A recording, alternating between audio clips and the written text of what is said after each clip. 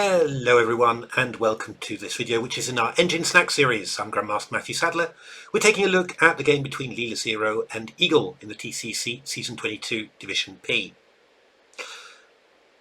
So Igel had been forced to play an opening line with a very early h5, and this hadn't worked out too well. Igel castled, the pawn on h5 was captured, and now Leela's queen is dangerously placed on h5, and we're really looking to try and bring the rooks into play. So for example, a move like rook f4, looking for rook h4 and queen h8 mate is quite obvious. But here actually black has an unexpected resource. Queen c3, rook h4, queen e3 check, king h2 and queen h6. And you can force the exchange of queens. Of course, white's still a pawn up, but, well, I mean, there's isolated pawns everywhere. I would expect black to be able to draw this. So what Leela does in the coming moves is use its rooks very skillfully. And yeah, I just really liked it, and I thought it was worth sharing this episode with you. So rook f3 was played. Just defend the pawn on c3. And after bishop b7, the rook goes to e3. So the rook's very well placed here. It's defending e5 and c3, and of course it's always able to go over to g3 later if necessary. What white's plan now is actually to move the other rook now to f1 and play rook f4 to h4. So black actually takes some very decisive action. I didn't quite realise what black was doing here, but actually it's very, very clever. So b5 is played.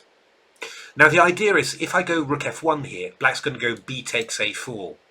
And rook f4, a takes b3, rook h4 is actually pretty safe for black. Black just goes king f8 and sidesteps and is completely fine.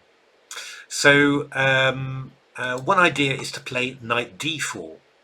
But then we keep on going with the pawn, rook f4, and now it's very important for black here, because a2, rook h4, a1 queen, king h2 is actually terminal for black, because after king f8 there's knight takes e6 check, exposing the king. F takes e6, queen h8 check is just terminal. But you've probably guessed what you can do instead is to go rook takes d4, and if c takes d4 a2, then well, there's no knight move to break up the king side. Black's going to be absolutely fine here, and well, if white goes all the way and tries to deliver mate, then king f8, and again the black king is escaping. So Leela played the move knight d4, yeah, bringing the knight into play. It's eyeing this possibility, and here black played b takes a4. Quite interesting that if you try b4, which was my first thought, just to undermine the knight on d4, then we play rook f1, b takes c3, rook f4, defending the knight and threatening rook h4, and then queen h8. And the point is, of course, you know, this pawn on c3 is not dangerous, it's not threatening to queen, completely different to the a pawn. So b takes a4 was played, rook takes a4, and of course now white really is thinking again of moving this knight away and getting the rook over to h4. So black plays a5, and what's the point of a5? Well, for example, if you go rook a1, a4, rook f1, a3, rook f4, we're in virtually the same situation. We're just going rook takes d4 and then a2 again. Until I analysed this game, I hadn't realised, you know, how important all these queenside pawn moves were, just to try and restrict the white kingside attack. Well, Leela played knight b3, freeing the attack of the rook across there. And so actually Igel went for basically some damage limitation here. Queen b6 attacking the rook on e3, queen g5. White's still threatening to go rook g4 now, for example, to hit the pawn on g7. Still very, very dangerous here. And so Igel played queen d8 to swap off the queens.